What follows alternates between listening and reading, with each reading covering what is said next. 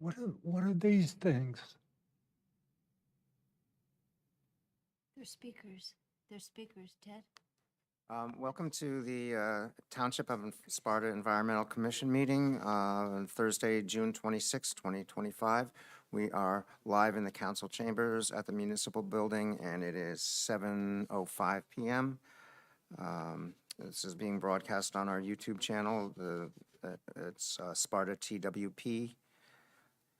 Please take notice that action will be taken on the following items at the Sparta Environmental Commission meeting. The meeting is called to order. Adequate notice of this meeting was provided to the public and the press on January 10th, 2025 by delivering to the press and posting on the township website a copy of the notice. Can we have a salute to the flag? I pledge allegiance To the to the flag flag of the United States of America and to the and republic to the republic which stands one one nation, nation under God, indivisible, with liberty and justice for all. Emily, can we have the roll call? Deputy Mayor Marjorie Murphy, Chair Kimberly Knoll, Vice Chair Neil Sauerwein, Here. Christine Dunbar, Here. Ted Gall, Here, Christine Rogers. Here. Barbara Kazalka, Landon Tanieri, Here. Robert Otto, John Groff. Thank you. Thanks, Emily. The first item is the approval of minutes of June 12th, 2025. Did everyone have a chance to review them? Any questions or comments? I just wanted to say on page 1, under application ZBA, it should say any hazardous substances stored on site. So just a typo. Sorry. Okay. Anyone else? Rob, did you have any comments on the minutes? I'll let it go. Okay. The next item is correspondence from the Sussex County Agricultural Development Board minutes. Do we have to make a motion for the minutes and approve them? Oh, sorry. Yeah, I guess we do. I'll make the motion to approve the minutes. I'll second the motion. Thank you. I guess all in favor, say aye.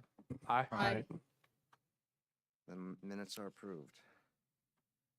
So the correspondence from the County Agricultural Development Board. Anyone have any comments on those? I went through them and I have nothing.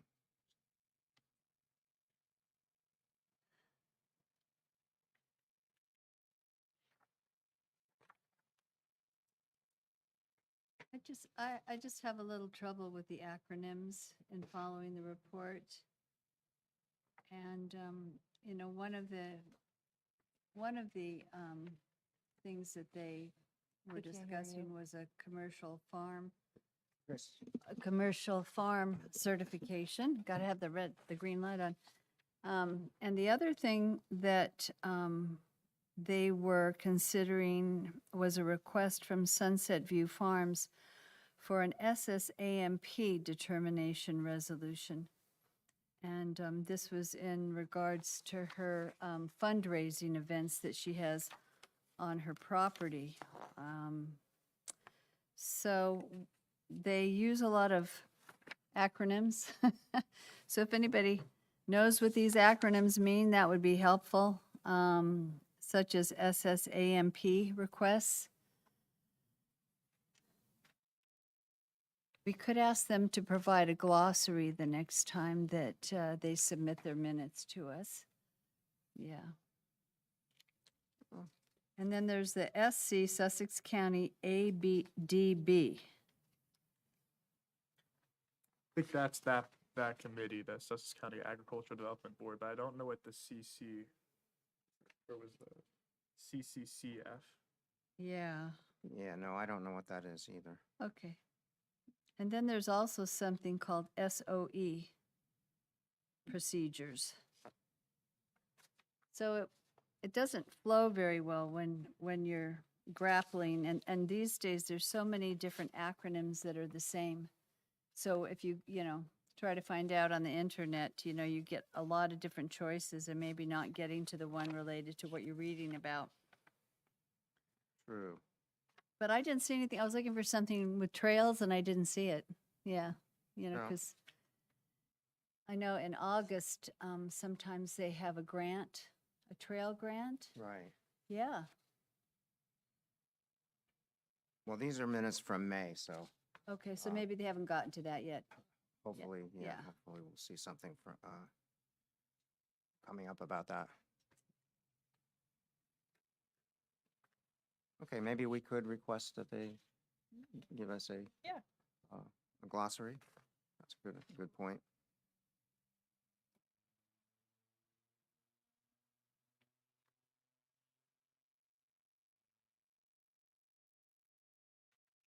Okay, and next up on our agenda is a presentation from the Ridge and Valley Conservancy on preserving your land. We'd like to welcome Renee Mate, who will give the presentation.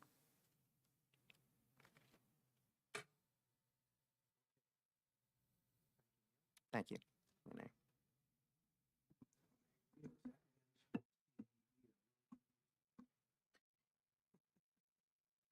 I still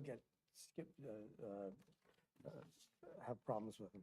Now, is everybody gonna stay here, or Emily, did you say people are gonna move there?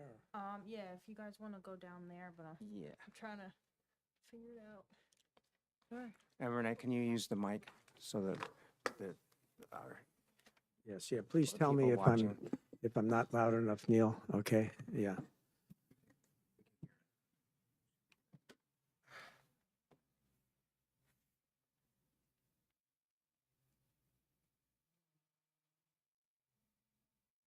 How you doing? Oh, no. Okay, great. Thank you, Len.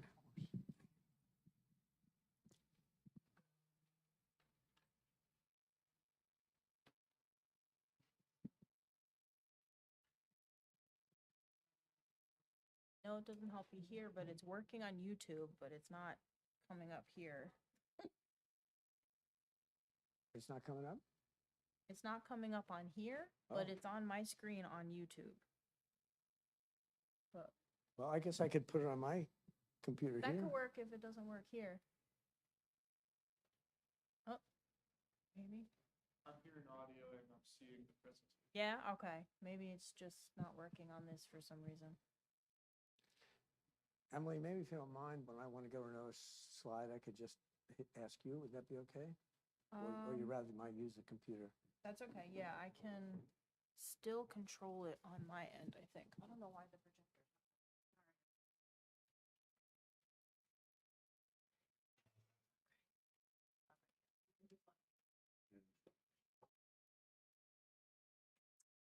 Yeah.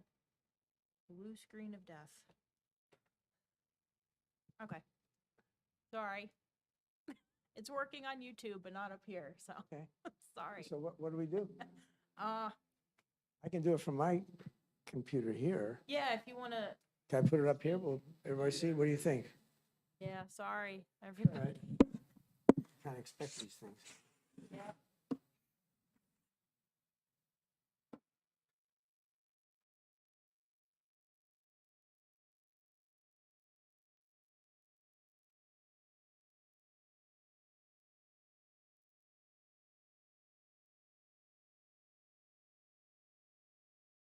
Yeah, totally.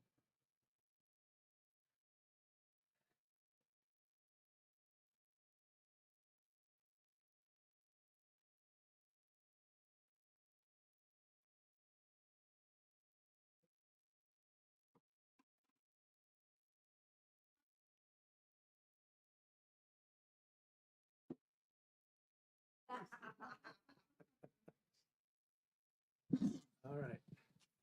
Well, we'll just improvise here and it'll be fine. Yeah, I'll come on that side. If that, I think that makes sense, Kristen, yeah. All right. Let's see, yeah, okay. All right, so we're talking about, or I'm talking about land preservation in northwestern New Jersey, why, how, and how you can help. My name is Renee Matte. If you can see that there, I'm a trustee of the Ridge Valley Conservancy, and I've been working land preservation for Knowlton Township, which is a township in Warren County on the western part of Warren County, for about 25 years. And it was always been my real passion to preserve land because we have a beautiful town and I wanted to keep it beautiful. And that was probably one of the most important things that I felt. I actually got on our township committee just so I could preserve land because if you have a vote on the committee, that gives you a lot of power. Because it is, after all, a political activity. You have to All right, they persuade can't hear people. you. Just I'm speak sorry? into the microphone. Should I a little turn it more. on? Yeah, sorry. No, that's okay, please. Is that all right? Is that better? Can you guys hear me? Yeah. Yeah. Oh, thank you, Landon. I'm not used to that. Thank you so much. So, yeah, I got on our township committee, our governing body, because I felt that was a good way to preserve land because you have a vote. You have a vote on the budget, you have a vote on the things that are land preservation. And when I first got on, it was people were not really convinced that preserving the land made a lot of sense. A lot of people thought about that ratables were important. They were always talking about ratables, and even bringing in residential development was thought of as a positive thing for the budget. But we realized that that's really not true. It's certainly not true for residential development because of the costs of schools, and it really isn't true for ratables. I mean, there has to be a balance there, but you don't want to go too far. And I always felt that the most important thing was the quality of life, and that should not be traded for anything, including a big surplus on your budget. So that's why I spent a lot of time on open space and farmland preservation when I was on the committee. Now, how do I do the next one? What do I do here? Is it this one? Yeah, that's it. Okay, good. So open space and farmland preservation, there's basically two ways of preserving land. There's open space preservation, and open space preservation means, Do you want to present? say it again? Present on that? Do I want to do what? No. I feel like, So yeah, help me out here, good. let me see if I can. Oh, What am I I don't doing? want to mess with it. That's okay. You're fine. I think this is all you can do Is that all I can do? because, yeah, I Okay, don't want to mess with it. good. can But I share the like this help. presentation With everybody. What's that? I can share the presentation with everybody after the meeting, so we can Can all you see see it all too. right there? Yeah, that's fine. Okay, I appreciate all this help. This is really nice. Yeah, that's great. This is kind of cozy here. Yeah, I like this too. Yeah. So there's two different general categories of preservation. There's open space preservation and there's farmland preservation, and they're really very different.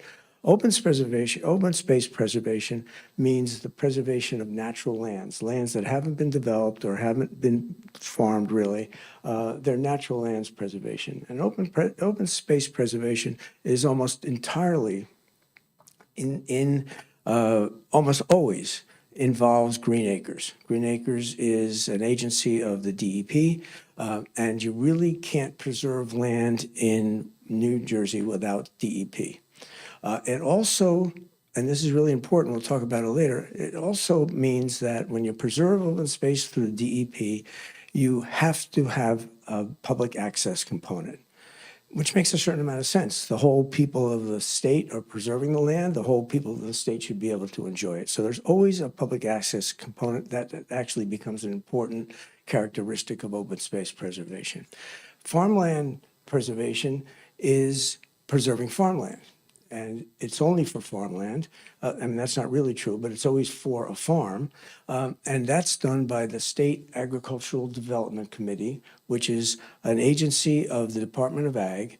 And almost all farmland preservation in New Jersey goes through the SADC, the State Agricultural Development Committee. So you have these two different kinds of land preservation. Open space preservation always has the Green Acres involved, and farmland preservation always has the SADC, the State Agricultural Development Committee, involved. And another important thing about farmland preservation is that it does not require public access, which is really a very significant thing, as we'll see. Okay, let me see if I can get the next slide here without screwing that up. Okay, good. So let's look at the numbers a little bit because it's kind of interesting. Preserved farmland, there's 250,000 acres in New Jersey preserved so far. They have the SADC has a very specific goal. They want to preserve another 250,000. And I believe there's 500,000 unpreserved farmland in the state, and they want to preserve half of it, and that's a very stated direct goal. Green Acres has preserved 725,000 acres of land. They don't seem to have a particular goal. Maybe they do, but I didn't find it. It's not doesn't seem to be well publicized. And then there's a lot of other land that doesn't. It's hard to know how much that is. That could be federal land. It could be maybe parks that isn't really open space for towns. It could be the land around reservoirs. You know, Wanakee Reservoir has hundreds of acres of land, but it really didn't go through Green Acres because it was done in 1923 or something, right? So that land is preserved. So I don't know really how good that number is. I couldn't find a good number there. In fact, I had to back into that from another number. But there's certainly a lot of preserved land. And federal land is a lot of the preserved land that's in that number. So the total preserved land is 1.6 million acres. Now, these percentages are of the total acreage in the state. 5% preserved farmland, 15% Green Acres, 10% of other, and the total is about 33%. I think that's a little high because I think this 10% is a little high, but that's not too bad. You know, it's not too bad. But maybe the most important number on this chart is the land that is neither developed nor preserved, and that's 1.4 million. 1.4 million out of 44.8 million acres, that's 29%. So 29% of our land is not preserved. It's not developed and it's not preserved. Conceivably, it could be preserved and possibly it could be developed. But I think if you think about what if we developed that 29%, things would look a lot different, right? Things would look a lot different and not good. For habitat, for clean water, for clean air, we'd all the things that preserved land does, we would not do with that 29%. So we have still a lot of work to do. Yes, Christine, Yes. thank you. The 29% that's not developed. Or preserved. Mhm. Who is that owned by? Everybody. Is that public lands you're talking No. about? or Private? Private. And public or just private? Yeah, I guess there are public lands that could be developed, but I'm really, mostly, I guess, private, really. Yeah, 29%. Yeah. The private. that's what I'm thinking. I mean, it's just, I don't really know, Christine. It's land that is neither developed nor preserved.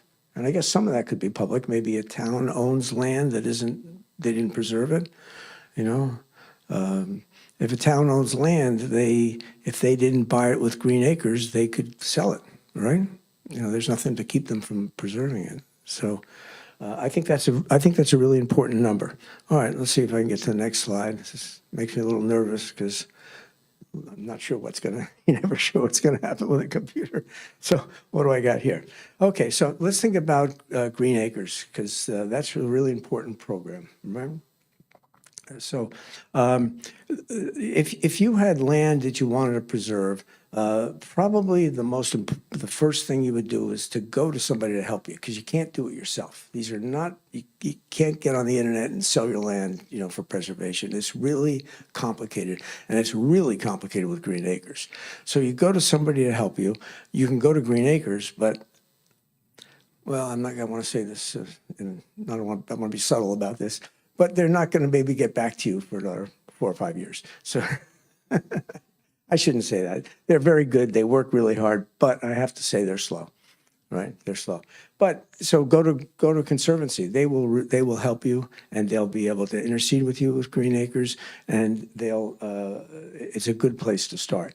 Now, if you came, for instance, to the Virginia Valley Conservancy, the first thing that we would do, or I would do, oops. Okay. The first thing that I would do is I would see if you could use a program, a direct easement, direct purchase program for Green Acres. And that actually works really well. Green Acres has a lot of land. There's a lot of land they'd like to buy. And if you have land or somebody you know has land they want to preserve, and it happens to be some of that land they want to buy, they will make the deal with you, and it's very easy. It's a very easy application. I really commend them for that. It's 2 pages, which is unheard of. In anything in the government, right? A 2-page application. It does take a while, but you find out pretty quickly if they want that land. You're supposed to find out in a month after you put that application in whether they want your land or not. And what Green Acres does, it goes to its constituent agencies, Parks and Forestry, Fish and Wildlife, the New Jersey Natural Land Trust. And if any of those agencies want your land, then they will get back to you and say, we'd like to buy your land. So that actually works pretty well. You don't have, it's one of the few things that, in fact, you can do it yourself, but we would certainly help you if you came to us and work with you. And that is the easiest way to preserve land through Green Acres. However, not all open land is land that one of those agencies wants. So if they don't want your land, that's not an option. But that, I think, is the best option for you if you had land that you wanted to preserve. So let's say that doesn't work, right? Well, now we've got a much more complicated situation. And now you really need somebody to help you. You need probably a conservancy to help you. And actually, the conservancies work together to preserve land because it gets real complicated. And you need Green Acres because Green Acres will give you 50% of the money for that. And you can generally get a grant for that, and they will give you 50%. And if you have good land that you're trying to preserve, that will often work. Now, those grants can be complicated to fill out. Those grant applications can be complicated to fill out, and sometimes they're not intuitive. But Green Acres will help you. There are a lot of good people in Green Acres, and they will help you.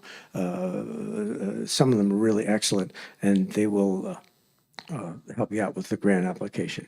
But the grant application, actually, an individual can't do it. It has to go through a conservancy or a town or something like that. So you all can't do it. You got to go through a conservancy.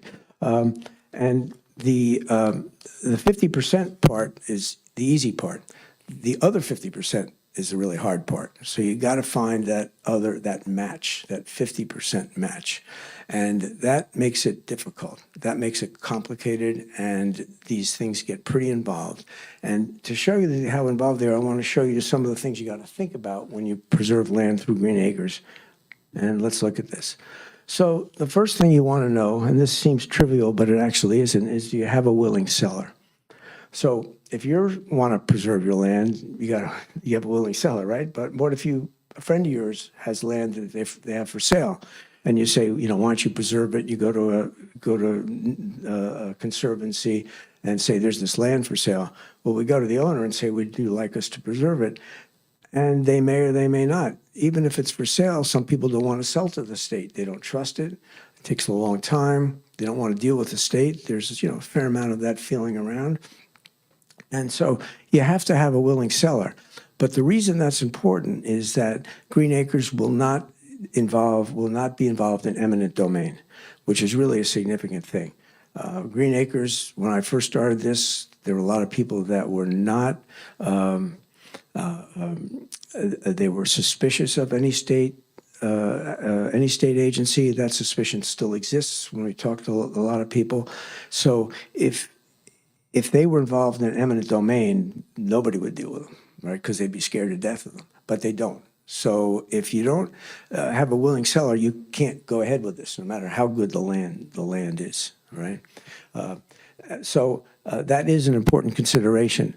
Can a grant from Green Acres be obtained? All right, so I said this, you can get that 50% grant, and it's not automatic, but in my experience, if you have a reasonable land that you want to preserve, they will certainly help you out. That's their business in life, and you get that 50%. And how about sources for the 50% match? Okay. Well, that's the tough part. Where do you get that other 50%? And there are a number of groups that have money for land preservation. And they, for instance, the William Penn Foundation had a lot of money for protecting the Delaware River and its tributaries. Right? So if you had land that they considered significant for that goal, they would maybe help you. They'd probably give that money to another conservancy, and that conservancy would match it with the 50%. And the trick is to find that other 50%. And sometimes you can do it, and sometimes you can't.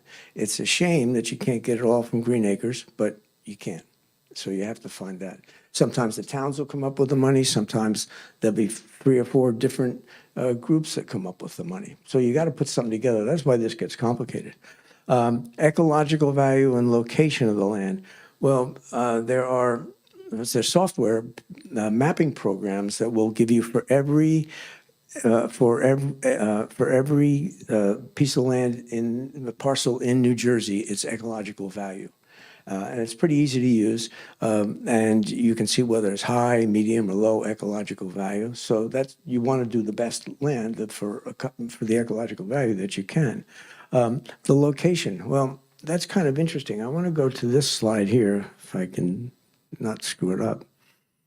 Okay, well, let's go to this one. I didn't mean that one, but that one. Unfortunately, I can't access this, but you see here, this is part of what is here, but it doesn't work here. These are all migration patterns in the Appalachian area, and our area is circled here. And these are really significant in New Jersey and in the Appalachian corridor.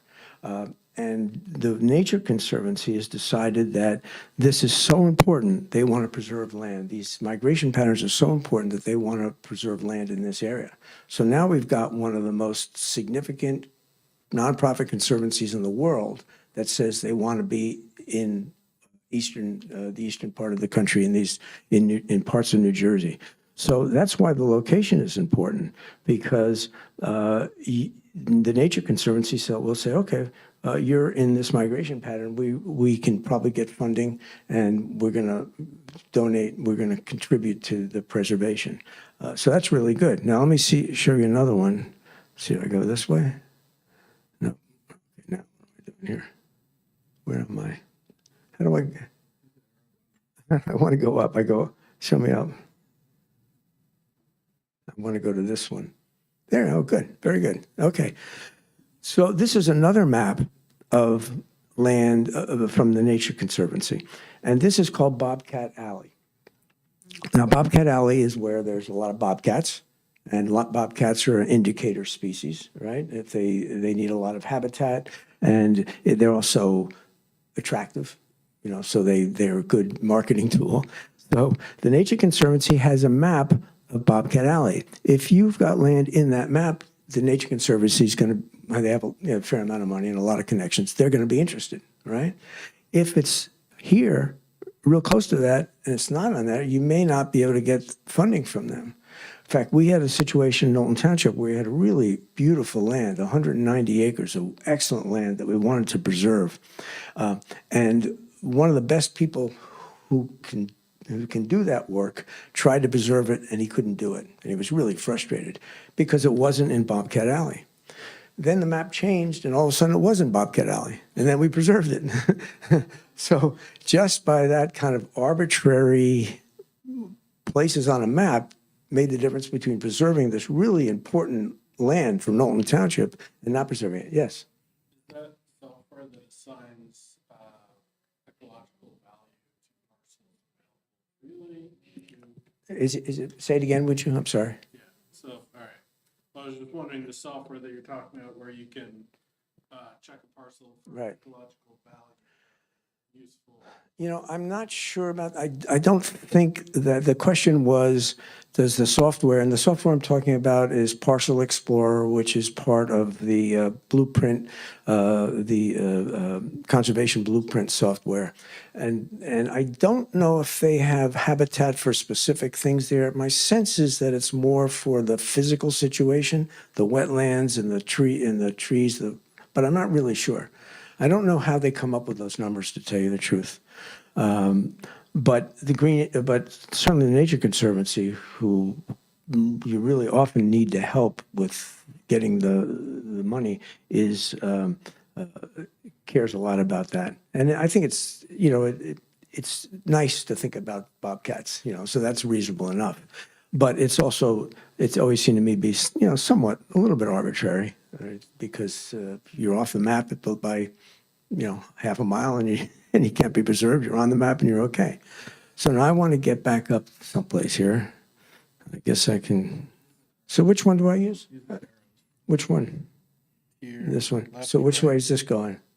I'll go backwards. Okay. Oh, yeah, I want to get back to there. Okay, good, good. So the ecological value and look, thank you. Thank you. And the locational land, we talked about that.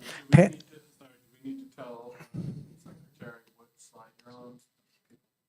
I'm on farmland preservation, but I can't go back if we change. Yeah, it doesn't let me. Oh, okay. So I'm screwing you all up with this? All right. So past uses of the land. Well, that's really important when you want to preserve land, because one of the things you have to do when you preserve land with Green Acres is you got to get rid of all the structures, right? Which is a big deal. So if you've had some past uses that might have caused contamination, for instance, let's say you had a plating operation, right? Plating operation is going to have effluent with chromium in it probably, and probably a lot of other heavy metals. That's bad, and to clean that up is really hard, right? And you don't want to be involved with that. So before you can preserve the land, what you do is you look at the past uses. You actually have environmental assessment. You look at the past uses, what's there. If it's a farm, you know, there's oil. Farmers would throw the oil on the road, you know, on their driveways, and you know, but and we've had some very farms with a lot of stuff on them. We had one farm that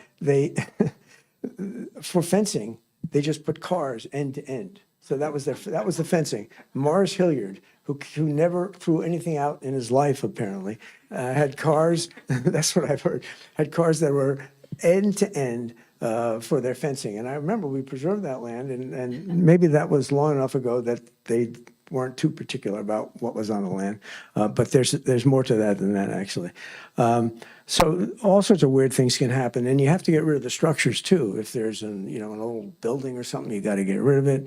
That can be pretty expensive and can cause a lot of problems. So Green Acres requires that.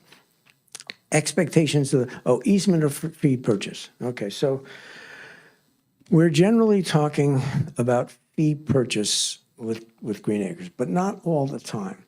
So fee purchase means you buy all the rights to the land. You won't, or the state buys all the rights. The seller sells the entire land with all its rights intact, right? And the state owns it, and the seller is gone, is that out of the picture, right? But a seller could also want to still live on the land and sell a conservation easement, right? So that conservation easement, the seller is selling the development rights so the land cannot be developed, because the state owns the development rights, or a conservancy owns the development rights, which means the owner still lives there, but he or she can't develop it because those rights have been sold. Now, that can work sometimes, but the problem with that is for Green Acres, you need public access if you deal with them. So if you have 100 acres and you want to still live on it, but you want it to be preserved in perpetuity, which a lot of us want to do, we'd like to do that with our land. you have to have public access. So it means maybe you make a trail on the edge of the land, but now you've got the public coming in, you got to let them in. You know, maybe they make garbage, put garbage around, maybe they're noisy, and maybe you just don't want people around, all right? So that is a real, I think, problem with the Green Acres program, that these easement purchases have this restriction that you have to have public access. But I understand it because the people that are paying for this is the whole state, right? So it's reasonable to say that those people should have access to the land, I think. So expectations of the landowner, that is always a problem because you got to meet their financial expectations. And a lot of times you can't. You determine the value by appraisals. These are appraisals that look at comparable sales, and sometimes, and they're done by accredited appraisals. They're independent. They're not the staff of Green Acres. They're independent appraisers, and they're usually pretty good. But landowners often see double. You know, they have a friend of theirs in Marsh County who's sold 10 acres for $200,000, right? And they think they can get 20,000 an acre, and they can't in Knowlton, you know, in Warren County, and maybe in Sussex you can. So you have to be careful. That's always a problem. Zoning. Well, zoning maybe doesn't belong on this list, but it is important because it determines to a large extent the value of the land. We were talking about Alex's place. We think might be 1 acre zoning. The 16 acres is probably worth a lot because it's 1 acre zoning. If it was a house for every 5 acres, it'd be worth a lot less. So the value you get is going to be based to a certain extent on the zoning. If it's zoned in a way that is restrictive, that lowers the value. In Knowlton Township, our zoning is a house for every 10 acres. So a 100-acre lot in Knowlton Township, you can put 10 houses and only 10 houses on it. A 100-acre lot in Blairstown, you could put 20 houses, or in Freeland Housing, you could put 20 houses. And I'm not sure what it is in Sparta, and it depends probably where it is. And that makes a big difference. And you all know this, I'm sure, but you should all know the zoning of the land that is next to you because it makes a big difference. And we've seen some real problems in Knowlton with farms that were next to commercial zones that would allow warehouses. And it's really very sad, you know, when these were preserved farms. And in town over, they allowed warehouses, and that was really tough for the farm owner. And now, who will own the land? Okay, so if you're a conservancy and you own the land, that gives you both responsibilities and opportunities. The responsibility is you got to take care of it, right? What I mean by that is you have to be a steward of the land, and what that really seems to mean now more than anything is to try to get rid of the invasives, keep the invasives under control, and bring in natives. And that's really a lot of work. It's hard to do, but it is a very worthy endeavor. So it should be done, and the conservancies try to do that. The Ridge and Valley Conservancy had one person that did that, and she was very good. And other conservancies have staff that are dedicated to that job. But if anybody's tried to get rid of mugwort, you know this. It's not easy, right? We got a few acres of this stuff, and I'm trying to get rid of it. So who will own the land is important. Now, if the state wants the land, sometimes you might buy some land and then give it to the state because now they own it, and then it's not a problem for you. But they do not, as far as I can tell, do much stewardship. And I'm not sure if this is really true, but at one time it seemed to be that their philosophy was, first we got to preserve the land, then we can get rid of the multiflora rows. I'm not sure they think that way now, and I don't criticize that way of thinking because preserving the land is so important. I very much want to get rid of invasives, but the worst invasive is concrete, it seems to me. So once it's preserved, once it's developed, you're not ever going to preserve it. So I think that makes what Green Acres says makes a certain amount of sense. And they're very dedicated people in Green Acres, as they are in farmland preservation. Timing. Well, timing is always an issue because it takes a long time. It really takes a long time for Green Acres and it takes too long, frankly. And I think everybody recognizes that. And a lot of people don't want to wait a year and a half to preserve their land. They want to do it right away, which is understandable. In fact, we had one in Knowlton where this woman was quite elderly. She owned some perfect land for us to preserve, and she asked me how long it would take. And I told her, a year and a half. She said, I can't wait that long.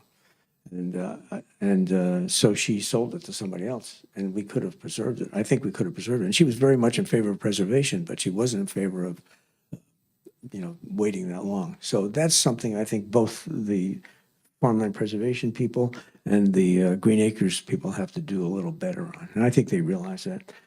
Is there a dam on the property? Well, we're talking about a structure, but this is a particular kind of structure that causes all sorts of problems. If you have a dam on the property, you generally, if you're going to own it, before you actually buy it, or maybe during the process, you bring in the dam safety people from the DEP, and they got to look at it. And if they say, this is a potentially dangerous dam because there's jeopardy downstream for people that might get hurt if the dam breaks, and if the dam is in bad shape, now you got to fix it up, and that could be really, really expensive. There was one situation where there was a dam, and there was, I guess, downstream jeopardy from it, and I think the bill was a lot of money to try to fix that up, and nobody really wanted to buy it because of that situation. So that's a particular situation. All right, let's see where we are here now. Let's just hit this and see what happens. Huh? All right. Nope, that's not right. So this one. Okay, I already saw that. You already saw that one. So that one. Okay, now we're here. So let's talk about farmland preservation now. That's, I think I figured it out, huh? No, I'll forget next time. So. Yeah, but what's up and what's down? How do you know? So farmland preservation. Let's talk about farmland preservation, which is different than open space preservation. It's done by the SADC, the State Agricultural Development Committee. As I said, they preserve 250,000 acres. They want to preserve another 250,000 acres. They're a lot of ways different from Green Acres. First of all, their process is very regimented. It's always the same, which is sort of comforting, right? And basically, their basic idea is pretty easy. They almost always, really always, what they do is they buy or take a development easement from the land. So you don't sell, the final analysis is that a private person owns the land and there's a development easement, a farmland preservation easement on the land. And that farmland easement is pretty long, okay? Its easement is described in the deed of easement. So you get a deed of easement which says you can do this and you can do this, but you can't do this and you can't do this, and it's very, very pretty specific. And we often have problems with that because it has to be enforced. But the good thing about it is that it's enforced by the state and the county. The SADC and the county often holds that easement, and they enforce it, which really helps. You get the state behind you for something like that, it makes a big difference. And the state is serious about enforcing those easements. And one of the problems we've found in the County Agricultural Development Board in Warren County is that the people that buy the preserved property, they didn't preserve it, but they bought it preserved, sort of don't recognize the importance of the easement. They sort of either on purpose or they just overlook it, and they say, well, I didn't know there was an easement. I never read the easement. Well, it was in their deed and everything, but they never looked at it. But, we don't all read our deeds. That's true. So we have to be really careful with these second generation owners because they didn't go through the process of selling the easement to the state. So that is a really significant part of the farmland preservation program. It always has a deed of easement involved, and the owners have to respect that deed of easement. And it makes sense because the state is not going to buy farmland without having somebody to farm it, right? And they're not going to farm it. So you keep the farmer on the land, and that works pretty well. So that's the basic idea. So I'm going to go through the steps, and you'll see it's a lot different than Green Acres because the steps are very standard. They're the same. Every one I've done has the same steps. So the first step is you got to call somebody, right? Because you can't do it yourself. It's kind of complicated, but not hard. It's just complicated. So you can call the SADC. They're in Trenton. They're 30 or 40 really dedicated, smart people, and I like dealing with them, as I like dealing with Green Acres people too. They're all dedicated and they all care. Right? Call the SADC. Or you can call your county Department of Land Preservation. You have one here in Sussex. I talked to them a while ago. I don't know when that was. It was April, maybe, Christine. And they were really good. I thought they're really nice and intelligent. You can talk to your township. A lot of towns have land preservation committees. Knowlton has one. We've had it since 1999 or something like that. If you have a 2-cent tax, you probably have such a committee or a tax for open space tax. It doesn't have to be 2 cents, but or you call a local conservancy. And the local conservancy has some advantages, I think. They are dedicated to helping you. The others are all, the township is volunteers. The county has the whole county to deal with. They're not necessarily local. The state is down in Trenton, even though they're very dedicated and very good too. But a land conservancy will really try on a very personal level to help you. And that's what we did with Everett. Alex, we tried anyway. Yeah, we're going to keep trying, aren't we? So that's the first step. Call somebody and get somebody to help you because you need somebody to help you on this. So I told you about the basic idea of farmland preservation. That's that you get an easement on your land and you have the right, and you lose the right, you sell the right to develop it, but you don't have to have public access. So that's really important. So preserved farmland does not require public access, unlike Green Acres land, which does. So the farmer doesn't have to worry about somebody coming and stealing his watermelons or something like that. He or she really, after you sign that easement, after you go through this process, and it's a long process, it's complicated to a certain extent, you don't even know it happened because nothing changes. And I've had people that towards the end of the process got really, really nervous that all terrible things were going to happen. People were going to come and put signs up on their lawn and all this, on their farms and all this kind of stuff. And I said to them, listen, you're not even going to know. There's no change, right? And the only thing that changes is there are things you can't do that you didn't want to do anyway, right? So it's a pretty natural transition for most people. And but it is a very big decision because you're taking probably the biggest asset you own and taking a lot of value out of it. You're getting paid for that value, but you're taking a lot of value out of it. Okay, so where are we on? So we're still on step 1, I guess. So step 2, talk with a farmland preservation advisor to determine if the land is eligible. So that's the first thing, is your land eligible? And the eligibility requirements are basically 3. It has to be either 25% farmland, 50% farmland, 50% tillable is the word we use, or 25 acres tillable. And tillable doesn't mean you can put a plow in it necessarily. For instance, an orchard is tillable because it's agricultural.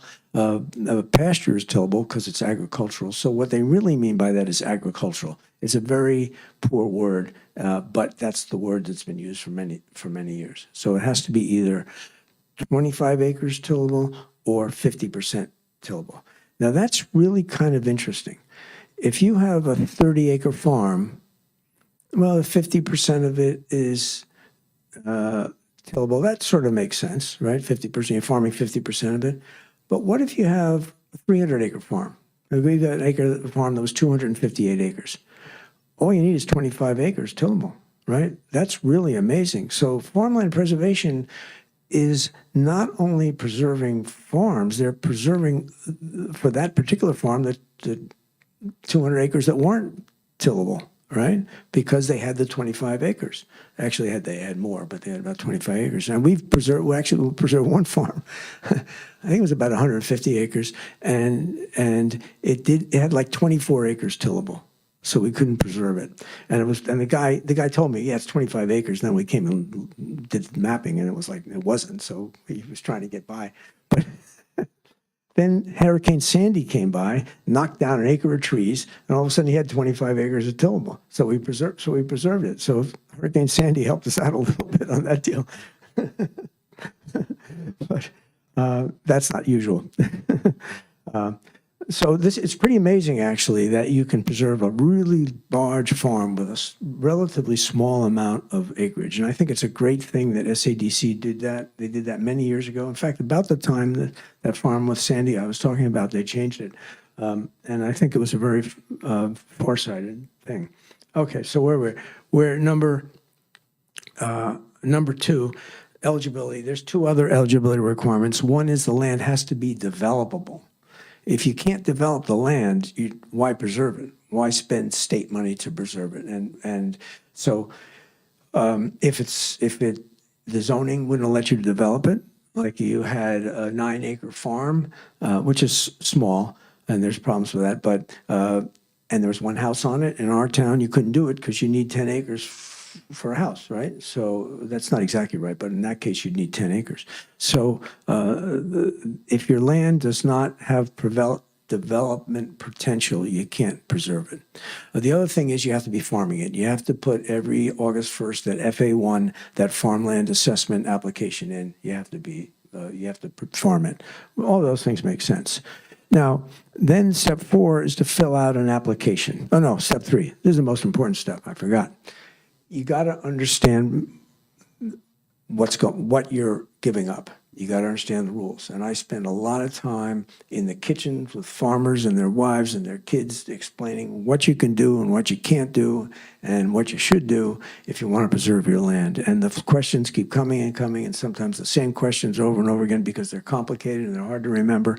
But you got to take the time and you got to enjoy sitting with these people, which I do. They care about the land. They care about the future of the land, and they are, somewhat suspicious of the whole program, and they're making a really big decision. If you got 100 acres in Knowlton Township, that's worth a lot of money. Probably close to $1 million, right? And now you're selling half that value. And you're getting paid for it, but it's forever, right? So you really got to think strong and think long and hard. Our idea about this is that our policy is that we don't want to do anything that's not right for the farmer. If I thought a farmland preservation project was bad for the farmer, I would recommend against it.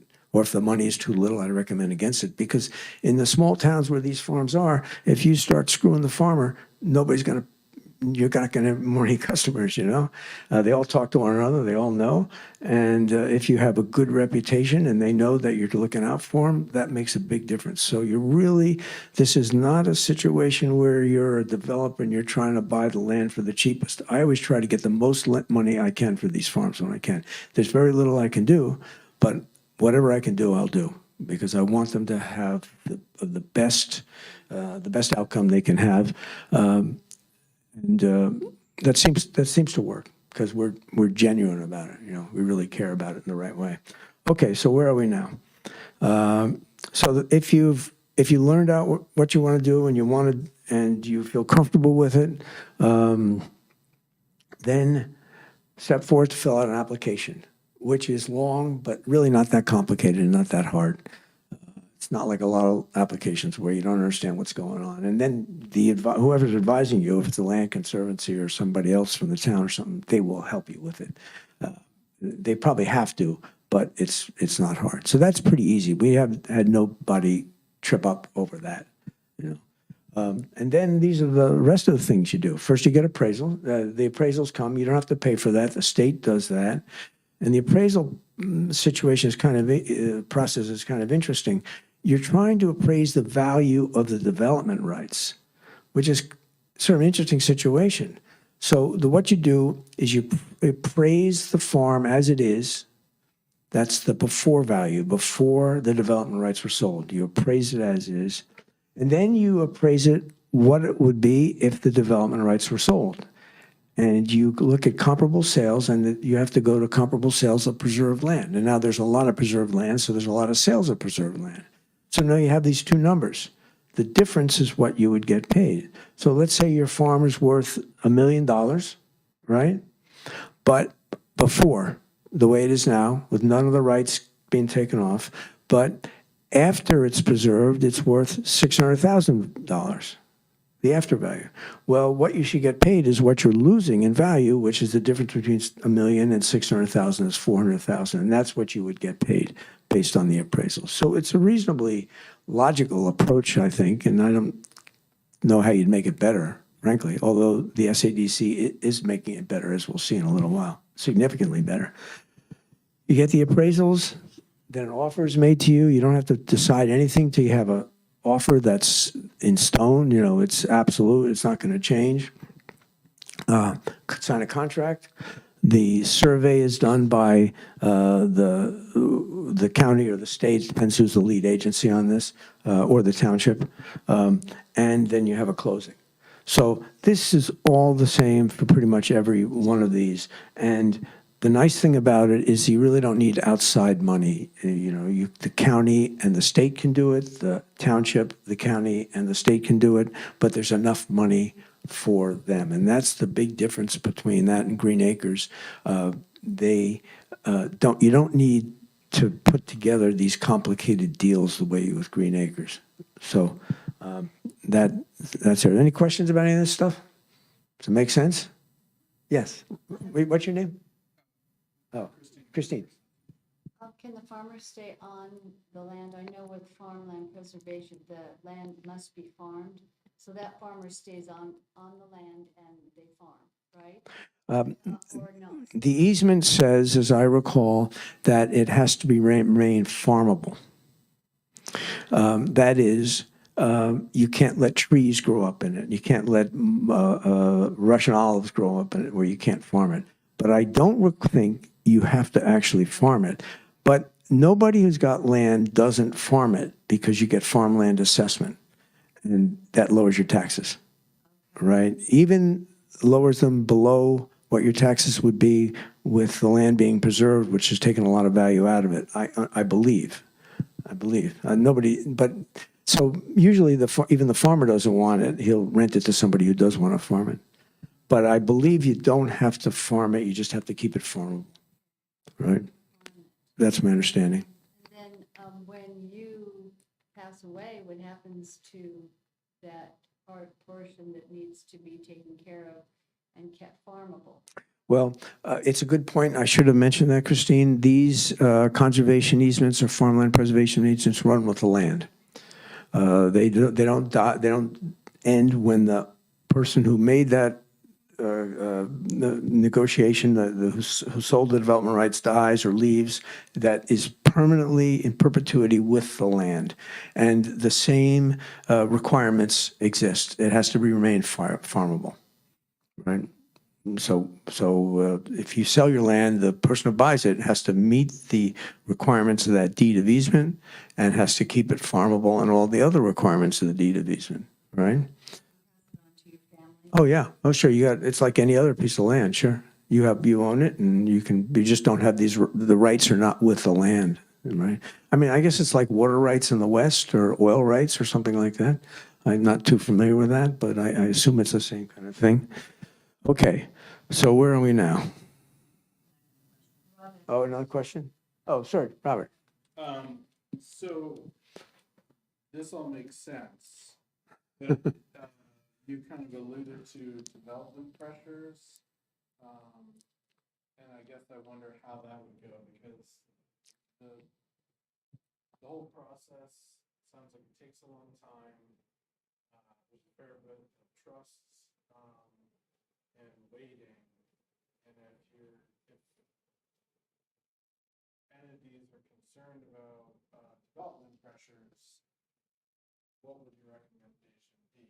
Because if they go this route sounds good for, you know, preserving like Bobcat Alley type situation or, certain species of concern, you know, for smaller parcels, but if you were, I'm just trying to figure out the process, because it seems to me one way you could protect high development pressures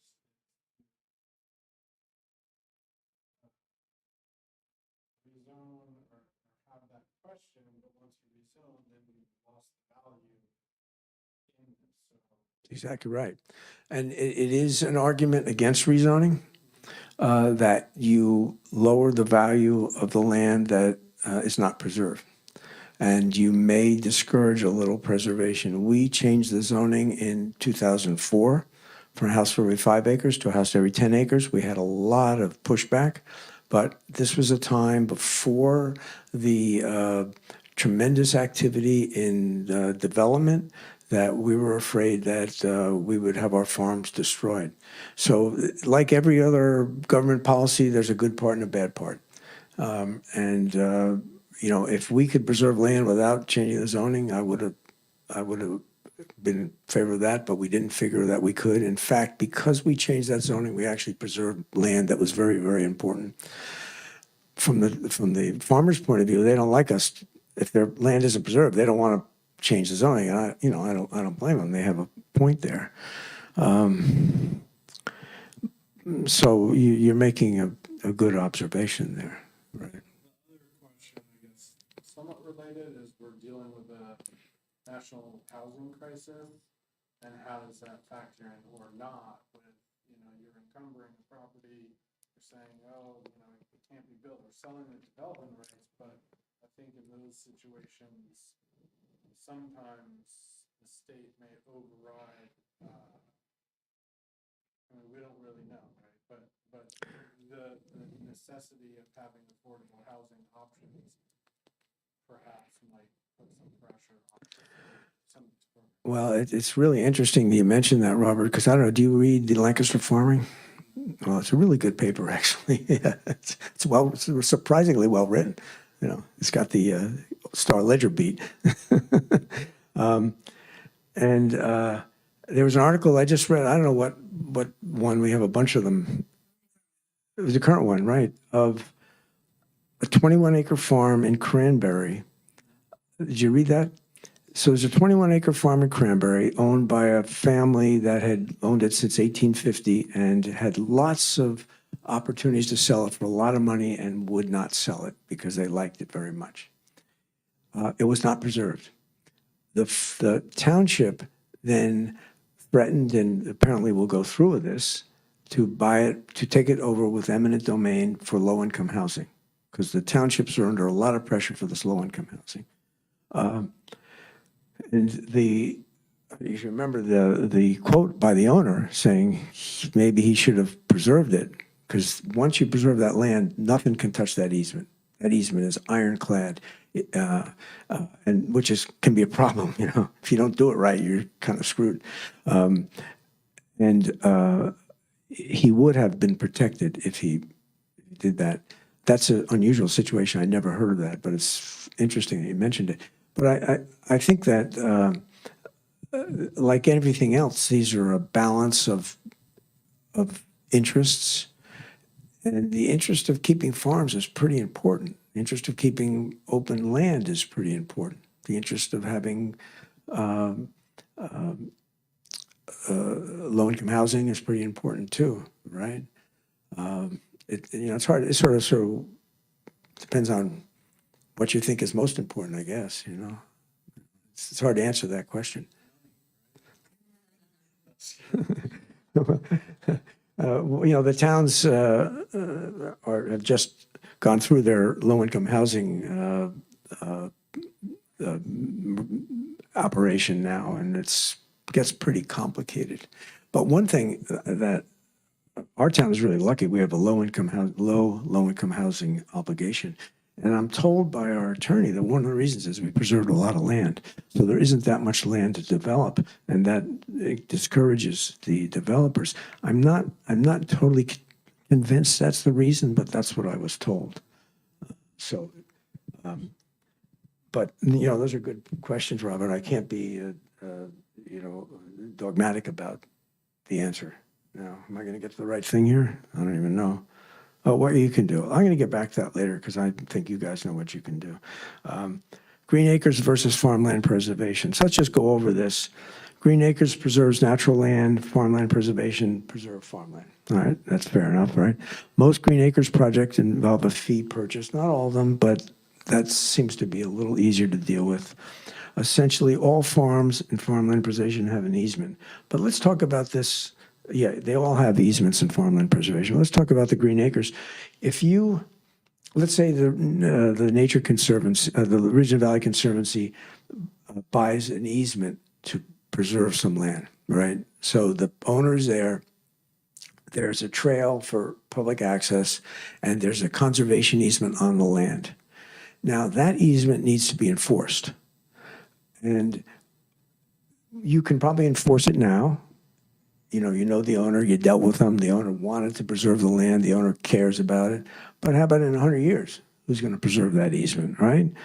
People are going to forget about it. The owners in 100 years from now are going to build a tennis court. They're not supposed to. Nobody's going to ever know about it, maybe, even though you have it.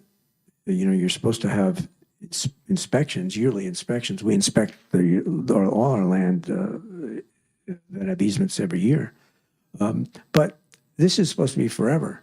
So what the Region Valley Conservancy is, they have insurance for this. They have insurance to protect those easements. With farmland preservation, the state protects it. You don't have to deal with that at all. And, you know, you really don't want to go up against the state with something like that. But with when a private conservancy owns it, these easements, you have to have some kind of way to preserve those easements in perpetuity, and they have that, and they have insurance, but they also have plans that if they go out of business, the conservancy, some other bigger conservancy takes it over, and that can preserve it. So that's a difficult thing when you're talking about an easement purchase. Next comparison, all Green Acres projects require public access.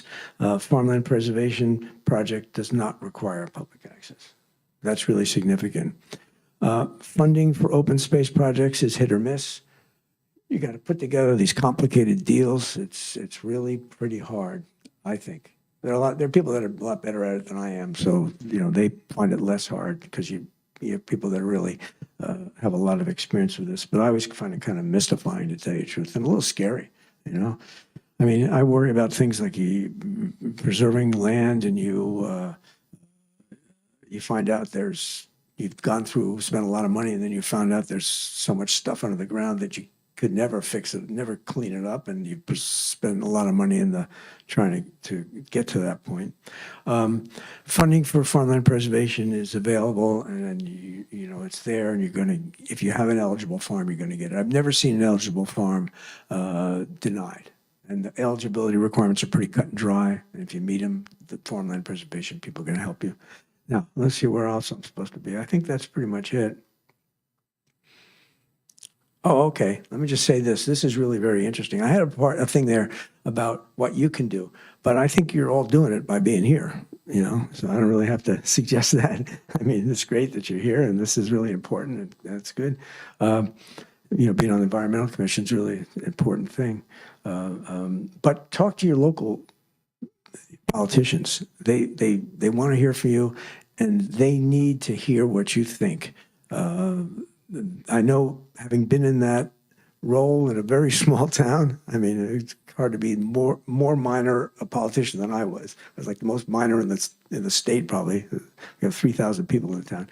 But I listened to what people said, you know, and I would discuss it with them. I might argue with them a little bit, but I always listened, and they'll listen to you, and they want to hear from you. And the people who believe in this preservation have to speak up and talk to their local people, because a lot of this happens on the local level. But this is the last thing I'll talk about, new developments. Farmland preservation, statewide preservation formula. This is really revolutionary. I mean, that might be too strong a word, but it's really very new. They're actually giving farmers the opportunity to increase the value of those easements that they're buying from the farmers based on the characteristics of the land. So for instance, if your land has a lot of environmentally important parts of it, they will, instead of giving you maybe 50%, they start at 50% of the fee value for the easement. They might make it up to 60%, or it could go to 70%, or even go to 80%. If you're close to another preserved farm, that is a bonus. If you have a C1 stream, highest quality stream in the state, that's a bonus. So think about this. You've got this land, you preserve it, and you get 80% of the market value of that land. You live on the land, you don't have to have anybody on the land. You don't even know it's preserved, except you can't go, when Toll Brothers comes, you send them packing. But, that's really extraordinary. That's really extraordinary. So that is already, April 7th is when that became law and a regulation. It was instituted by the legislature, which I think is kind of interesting, not by farmland preservation, but the legislature said, we're not getting enough farms, we want to preserve more farms, and we're going to do this, and it's really amazing. Now, there's another law, Senate Bill 699, which would, I think it goes through farmland preservation, the SCDC, but what that does is it's going to put together a program for preserving forest land and open space the way we preserve farmland. And that is really, really necessary. And when you think about it, and this is some objection that I have, we consider farmland, which is very, very important. We consider it more important than open space. We consider it more important than trees because we won't preserve farmland unless we won't preserve the trees and the open space unless there's public access. I certainly understand that, but we will do it for farmland, right? Now, they are different. You can really screw up a farm if you have people traipsing all over it, right? But it seems to me that we have to consider open space land as important as farmland, and there should be a program for an easement, purchasing an easement for open space land without public access. And I believe this law will do that. It's not passed yet, but I think it's a fantastic thing that the Assembly is trying to do. We need to recognize how important preserving open space is, preserving trees. We couldn't make the argument 30 years ago about climate change because we didn't know about it. But now that is a very important argument and one that's valid. And I think the legislature who was thinking about this is going around, in the right direction. So I guess that's all I have to say. I hope I didn't take too much time here. Did I? Robert? Just thinking about this as these programs evolve. So in the past, you kind of saw these discrete parcels surrounded by whatever. So I guess I have some questions related to that. So you could have a farmland that's protected but adjacent, you could have a bunch of development which would adversely affect and preserve farmland. That's correct, yeah. It sounds like you have programs in place now where there's insurance or there's things in place to protect those easements that run the land, not the people. Is there any thought to the offsite impacts? For instance, if you had a Cat 1 stream, wetlands, some kind of sensitive ecosystem within the preserved land, how would you preserve the value of that high value parcel if the surrounds get all developed all around it? Yeah, I think it's a good question. Also, not only preserving the environmental issues, the environmental characteristics, but also preserving the farmability because a farmer's going to be out at 4 o'clock in the morning plowing sometime. If it's going to rain at 5, you're going to be out plowing at 4, and that's a legitimate thing to do. And if the neighbors wake up, well, I'm sorry, there are protections for that. The right to farm law protects that, and that's a useful thing. But but it won't protect the kind of thing you're talking about. With the way they evaluate farms is the way they evaluate whether a farm should be preserved or not Also, one of the criteria for our evaluating is the closeness to other preserved farms. So they want to try to make areas of concentrated preserved farms. And so when you take a farm that is eligible for preservation, one of the first things they ask is how close you are to other farms. Now, saying that, I've never seen a farm not preserved because it wasn't close to another farm. But you do have project areas, and you're supposed to be within those project areas, and those project areas are where you want to concentrate the farms. So in the past, when there wasn't enough money, when they would actually do a ranking system, and I really was not ever involved with that, but the closeness to other preserved farms was one of the criterion. But I never really had experience, because every time we had a farm, that was eligible, we could preserve it. We never had a problem. So they do seem to care. But that's one thing they always ask: how close is the preserved farms? You know, I'm not sure if it has a real functional meaning. You know, consequence, to tell you the truth. Any other? Yes, Christine. I'm just wondering, before the open space preservation Senate bill, if you had a landowner that wasn't interested in having the public access to the land, would land conservancies ever go all in and pay for 100% of the value without green acres? If it was a high value Probably site, not. or not really? Getting the 50% is tough. And we're talking about a lot of money. Often we just did one that was over $1 million. We didn't do it. The Nature Conservancy did it. And they had to come up with that 500,000. And I mean, I guess they could.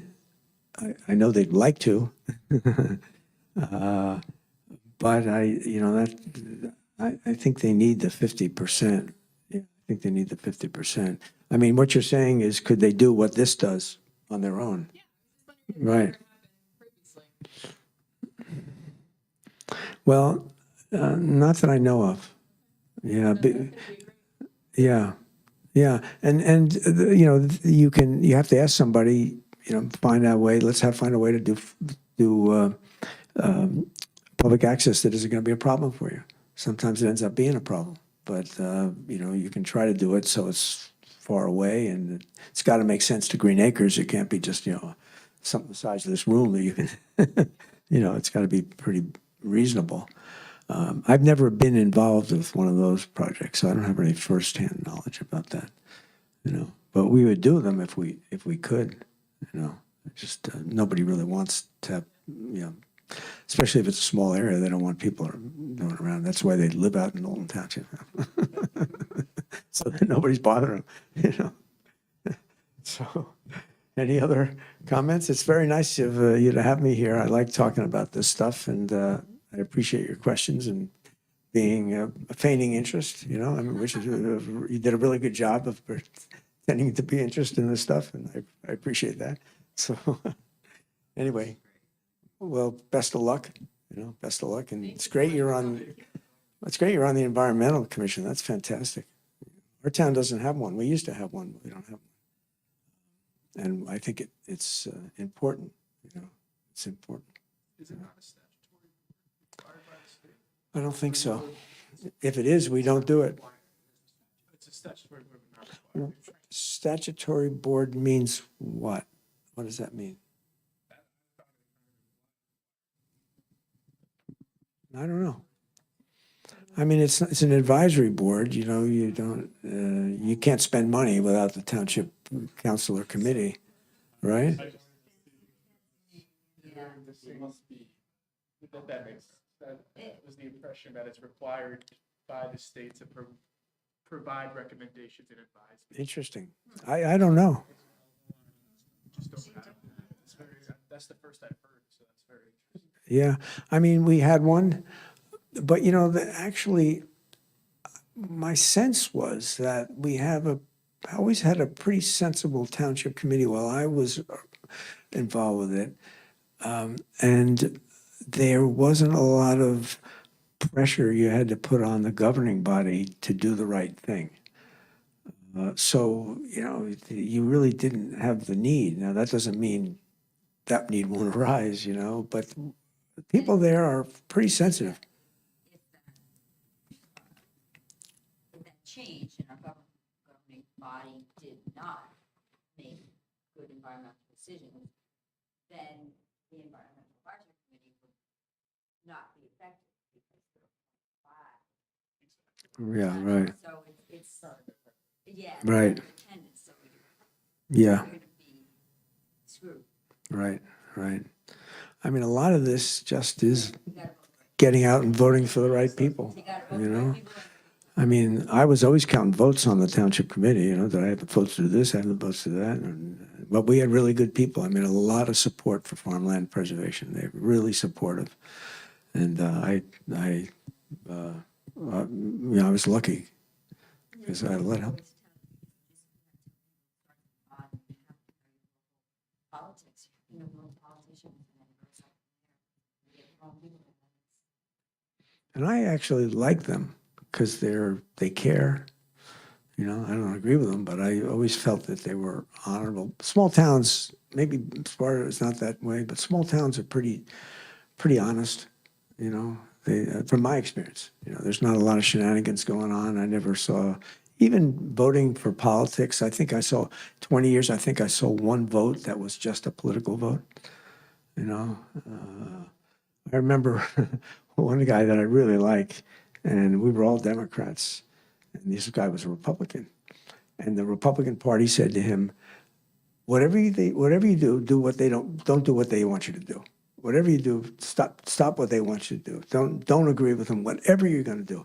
And the guy said, "Every time I make a suggestion, they take it. How can I be against them?" You know, because he was a really smart guy. You know, so he had good ideas, and so a small town, I think you can do that. When, you know, in the bigger towns now, you got a lot of money involved with the lawyers you're going to hire and all this kind of stuff. And in small towns, it's really not so much the case. So that's why I like being in a small town. But that can change. You know, that can change. You know, yeah, it can really change. I mean, you can change the zoning overnight.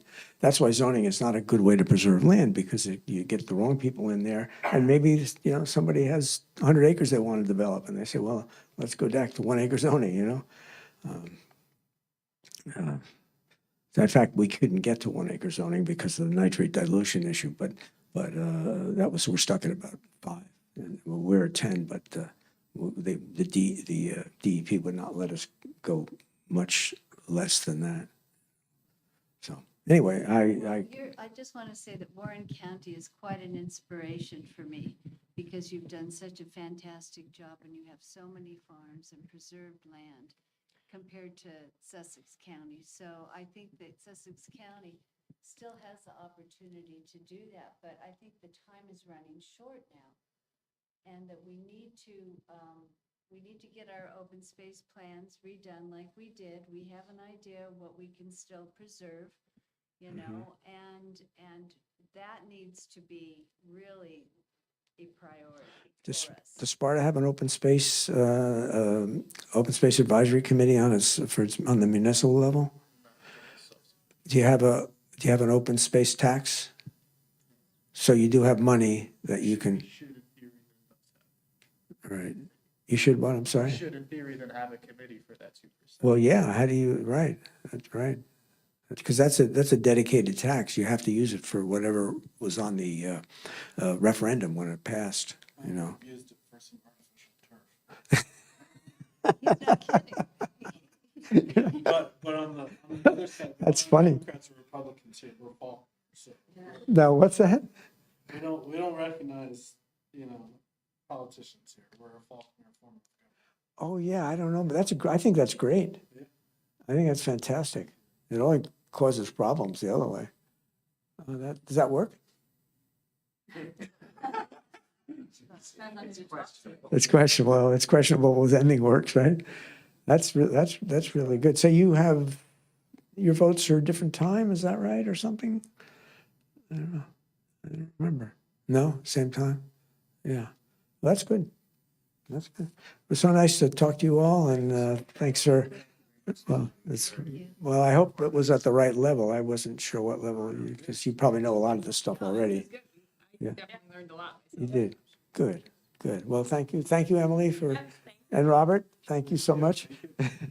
Next time I talk, you're coming with me, all right?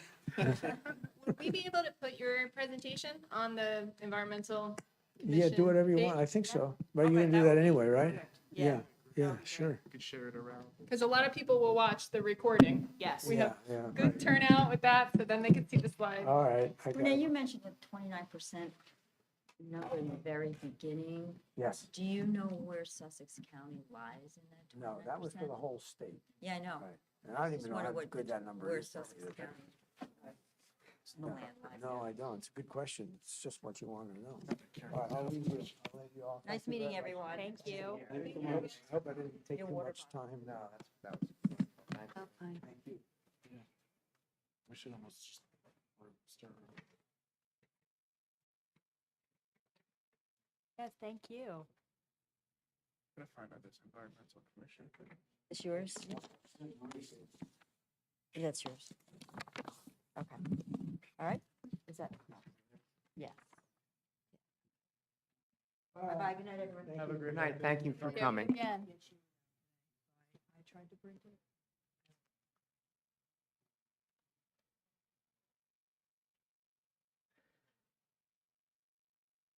Wow, so it was a law that authorized it but didn't require. Thanks. Okay, that was great. Next item on our agenda, under applications, we have Planning Board number 25-735, capital improvement plan for the Alpine School addition. That's, I suppose we should go back down and take a look.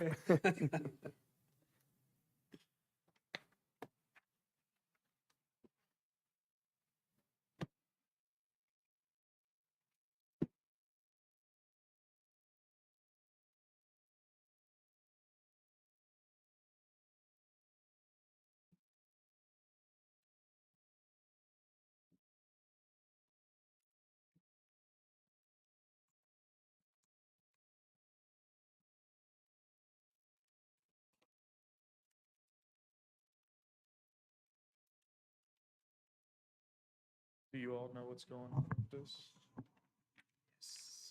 Kind of from. No, what's going on with that?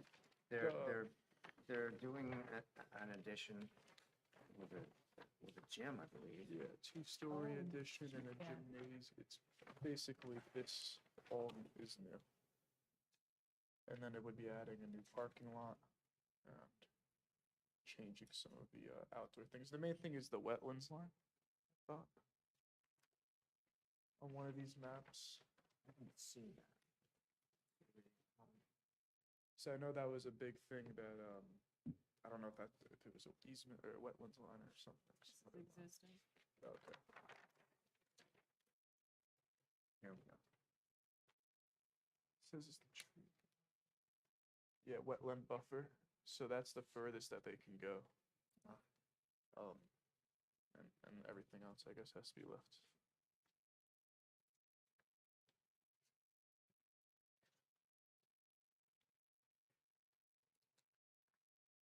So this is it, right here. This is what Yes. they want to build. And what is this right here?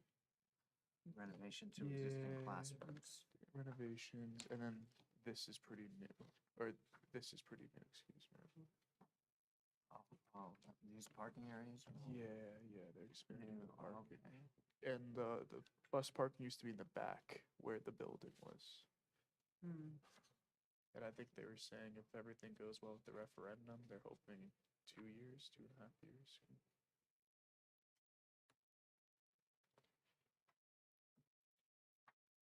Are you seeing this at the planning board level? So I think it's just like a conditional, I don't think they need approval. Is it? 820 agenda? Because we had something like that for another school on the zoning board, and I don't really. Oh, yeah, the charter school. Oh, right, the charter school. It was just kind of take a look at it, but you can't affect it. Yeah, you're kind of just. Advisory at that point. Everybody's environment. But I've never went to this school, did anyone? My I was- grandkids went there. Yeah, my, Not with them. my stepdaughter went there too.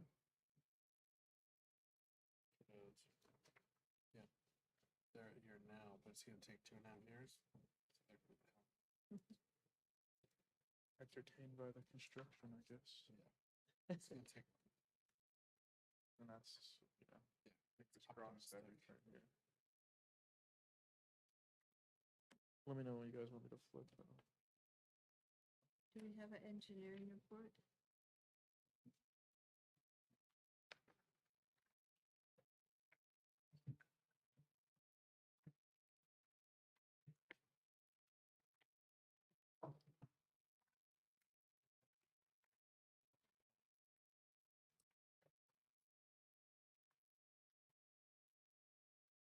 Application checklist.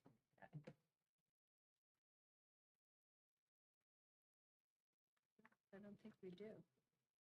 Who does your reports? Hello? Dave Simmons. Dave Simmons. Sometimes first done. He's the architect. None of these are his, so I don't know if he's done it yet.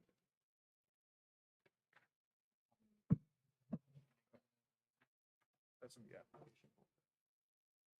That's my big guide usually is the engineering. Exactly. Fire. Police. Sussex County. This is the 8th, right? So, month and. month and a half away.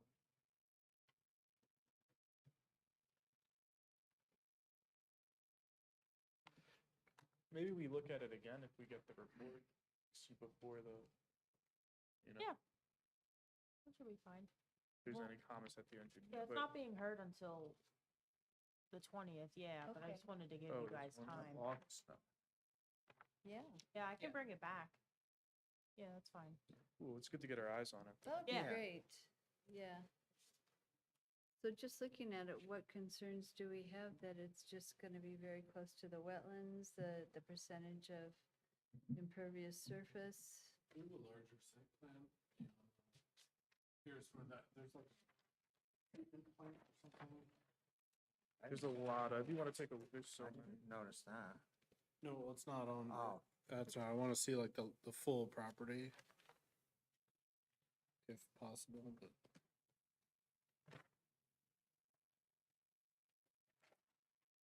I I think, think it was, maybe you already. yeah, it could be on the first page, right?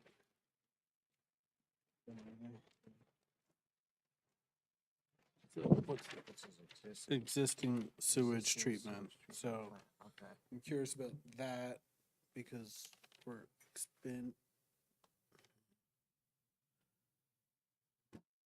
So what's changed. what's the, Where are the streets? So Andover, you come in here, up here. Oh, to so So Park. that's 517? This this is five- Andover Sparta Road here. Okay, 517, 517. yeah. Right here. This is all wooded area with houses, wooded area here, wooded area around here, but I was curious about this, just thinking about how much Didn't see where they're pervious. showing any bathrooms on the, in the addition. Yeah, They're there. they have some. On both the top and the bottom. With that existing sewage being updated. Is there already a second floor in this building? They're kind of that whole back square or rectangle is going to be a double story. And that was something that came up, people are saying, back in the day, they were talking about putting a second story on the existing. Seems like it's Oh, always yeah. been a discussion, Yeah. right? I heard that. I'd be curious about that because Guess this is better than them going, I mean, the whole thing was they were trying to find maybe new property in Sparta, but there's nothing that's gonna be, you know, or else it's gonna be way too impactful environmentally, safety side of this, so. Yeah, we always got to look at that renovation is better, right? Instead of the whole new building, whole new complex, yeah.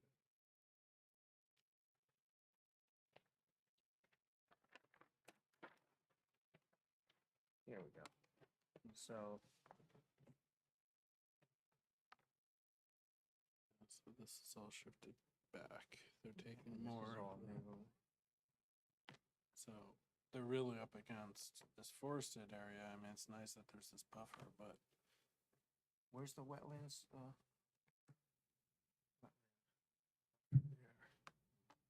Curb cuts. they're maxing out the. On the other one, it looks like the softball field was over them. So that's gone. So are they gonna have to move the sewage treatment plant out of the wetland buffer? Or is that grandfathered in? It's existing, so existing non-conforming probably, right?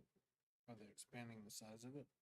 Or it's probably designed the same way the other one was, where it has quadruple capacity. Where are the kids gonna play now? Are they gonna, Well, my kids go around the septic. they're gonna go around the septic?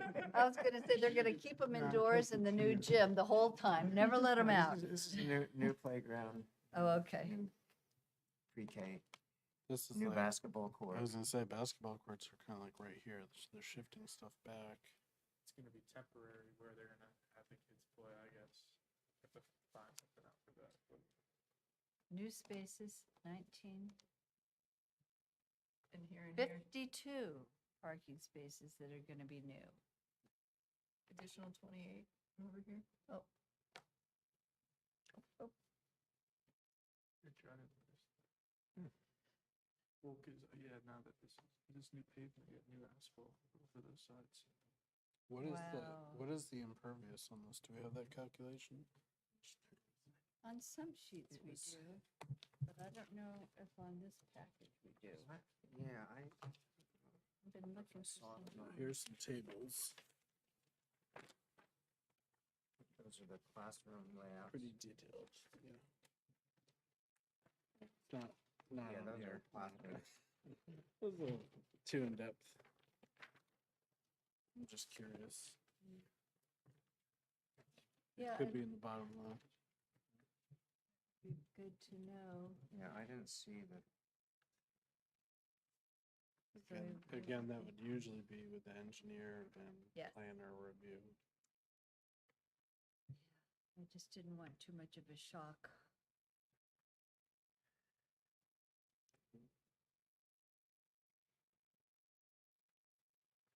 so do we want to just review this again? As we get closer, Yeah. once we have all the reports? Yeah, I would say. Definitely when we have, I guess, the other.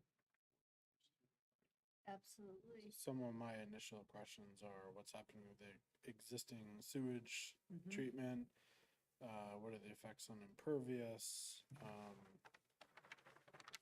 Are they adjusting the slope in the back at Doesn't all? that go right up and then down into a wetland? Isn't that like a ridge they're up against or what? I think there's yeah, I think it's kind of a bowl here, but I'm wondering if they're modifying the slope at all too, because everything's shifting back. So if the kids are gonna play here, I wonder Does this if they're plaza doing a have grade trees as well? change.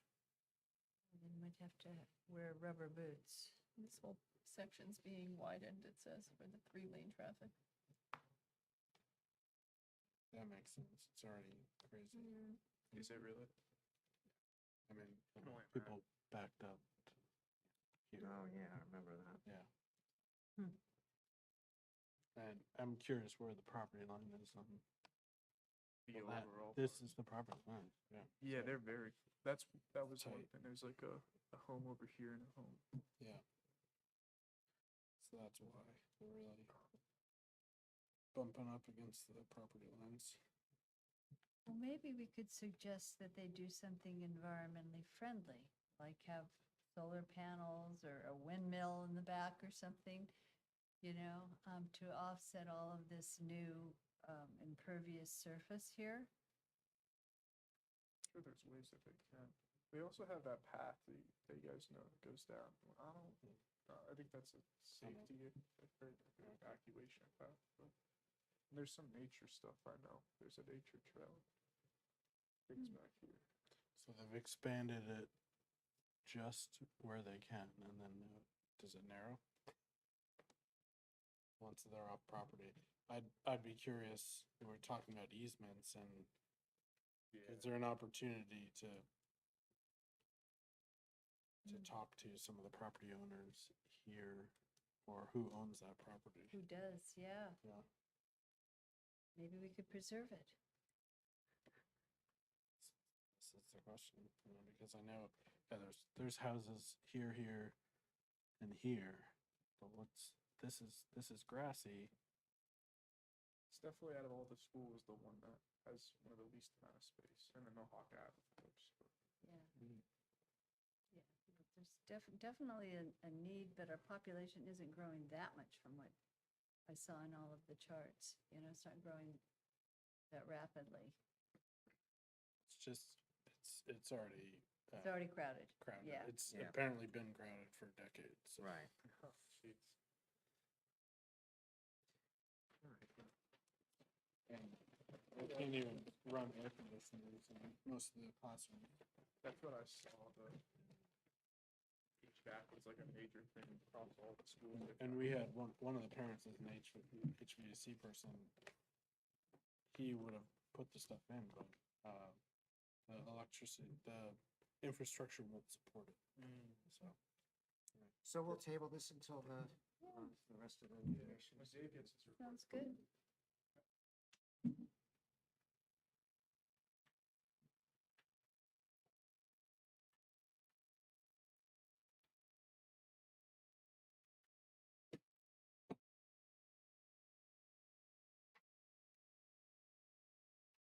Okay, next is public comment. No one here. Reports. Who? Planning board. I don't, We don't really have I mean, we were stuck with affordable housing that was review. the and stuff, yeah. emphasis for the last meeting, the affordable housing, which passed. So that's a celebration. Okay. I did tell the planning board, we did tell the planning board that we were having a preservation talk, land preservation talk, so they were informed about that, and it was posted and everything, and they seemed glad of that, for sure. But, yeah, here's an announcement. We don't have a July 2nd meeting on the planning board. Happy 4th of July. We're bragging. No, we don't have any applications, actually, that are ready for us to review at that time. That's why. We got lucky. Okay. I have nothing for the master plan subcommittee. We haven't met since the beginning of the month. So I guess that's it for reports. Unfinished business, Sustainable New Jersey certification. I saw that they unlocked. They unlocked Yeah, it, or they what? unlocked it. So now they say that we have 155 points approved.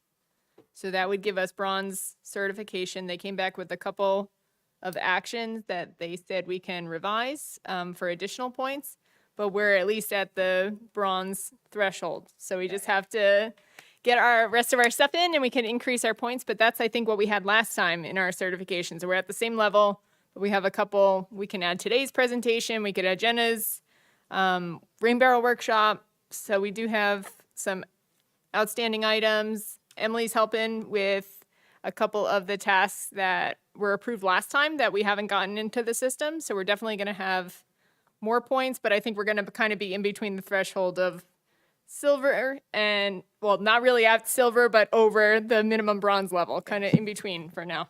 Great. What are the points for silver, and then what's the hierarchy, I guess? It's 150 for bronze, 150 for bronze, and then 350 for silver. So it's a big jump. Very big. And we're at what right now? 155. It's gonna be a hard. Get With that open heavy space lift. That's committee, a and big we'll have jump. some more work going on. There's some big ones though that we still can get. So we're Yes. definitely going to get a lot closer, but we're not going to hit silver by next month. Yes, there's some that I was waiting for too, but I don't know if we're gonna make them because of other issues. Okay, speaker presentation schedule. What do we have next? I think Kim said last time it was the deer population presentation. Okay, Was is gonna be at our July 10th meeting? July 10th, Yes. okay, Was that with both the town council and Perfect? Yes. Yeah, that's the joint meeting. right, Yep. okay. And do we have anything lined up after that? You know, Not that I know of. Yeah, I Okay. don't think so yet. okay. Tree ordinance update. So that, since Kim's not here, it's still with Corey Stoner for review, and they've been going back and forth with comments, so. Okay. Yeah. Packaging and Paper Product Stewardship Act, resolution, and the Municipal Food Waste Resolution, and Make Polluters Pay Resolution, Climate Superfund Act Resolution. Margie's not here, so I don't know where. I don't know if she's Did have on an it. update. Oh. I did have an update for the, and I'll just pass this around so you can see. On the New Jersey Climate Superfund Act, the New Jersey Superfund Act Municipal Resolution. And this is an update for June 2025. And I received this from Jill Aquino, who is our speaker. So there are currently 42 municipalities who have passed this resolution, and 25, including Sparta, where it's still in progress. Good. So, so that's an update. And there's a website you can go to, you know, to learn about it. And you'll see in all of the little pins, the green ones are the ones that have passed the resolution. And the yellow are the ones where it's in progress. And if you go to the website, there's a list on the side in Google Maps that lists all the names, like West Milford, Montclair, that have Oh. all passed this resolution. And then you can see us up here as a yellow in progress. Oh, great. But I was going to pass it on to Margie. It may help her, you know, present it to the rest of the council. Wonderful, yes. Yeah. Thanks. Christine, this is great, and like I would wonder if we can almost try to get this info for like all the resolutions recommendations we give. I think that gives like our town council a really good visualization of where we're at, because sometimes you don't want to be the first, but at the same time you don't want to be the last, right? That's not very good Yeah. either. So this is pretty eye-opening, showing how many people are Yeah. considering it across the Yes. state. Absolutely. So, well, we can look into it and see if we can, the food waste might have something like this, I suspect, because I think this map was generated by supporters or people who are working with the Food and Water Watch folks. So they might have one for the food waste, the two food waste ones. So yeah. So this is very helpful, and I know that if I was on the town council, I would want to know if anybody else had signed on and who signed on. And perhaps I could contact that municipality and speak to somebody there and pick their brain a little bit and get their thinking process. So Good. I'll try to find more. Okay. Yeah. Thanks, Chris. Great. Next on the list is student liaison. Did we have anybody? John, did you graduate? I did. I still have to see if I could find someone to fill in the position, but as of right now, I don't know if I have anyone in mind, but I could reach out to people about it. Okay, is that what you were going to try to do? That's, Yeah, oh, yeah. okay, great. That'd be awesome. Congratulations on, Congratulations. on Thank you. graduating too. Thank you. And you've been great on the board for sure. You're our second student liaison, so it's definitely going down on the books. Thank you. Yeah, I've enjoyed being here. Great. Best of Great luck. having you. Annual report. So Kim tried sending it to me, but the file was too large, so I couldn't open it to add and look at it. So Wow. when she comes back from vacation, she's gonna Cool. try to send it to me again. So we'll see. Okay, good. Thank you. Okay, any new business?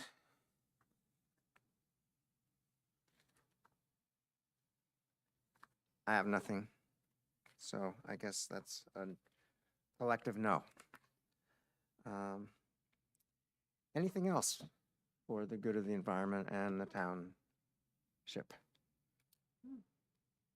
Everyone have a safe and healthy 4th of July. Yeah. Yes. I also know, I don't know, hopefully, I don't know if the police department or who does like the PSA for fireworks and stuff, but hopefully there's nothing, keep it calm and stuff like that in all of those regards, because you know what can happen with fireworks, and especially the dry weather we've had at certain times. So Don't lose any fingers. Oh, did we mention anything about the trail committee? Our next meeting and everybody's invited? did we set the next date? Mm-hmm. What was that, Christine? It was the 17th of July. But is it the 17th or the 18th? Let me look. I believe it was the 18th is a Friday, so I think we did the 17th. But yeah, the Trails Committee, we've been doing very good on the side of actually finalizing with the major trail we're focusing on, kind of punch list items and goals. But I do think we could advertise a little bit more, some more members, Christine. I think we could have, now that we're kind of understanding where we're going with certain projects and stuff, there's a lot of sub-projects that are developing and so on. So if there's anyone that you all know who live in the town who are willing to stop by once a month and kind of just put their insight, provide some comments in, and help us out, I think that'd be really wonderful. Okay. And it's this day, We have a plan, yeah. Yeah, it's the 17th 17th at 6 o'clock. That's your next meeting? Mm-hmm. in July. July, yeah. Thank you for reminding me, Christine. Okay. Being nothing else to talk about, can I have a motion for adjournment? I'll make a motion to adjourn. I'll second the motion to adjourn. All in favor? Aye. Meeting is adjourned.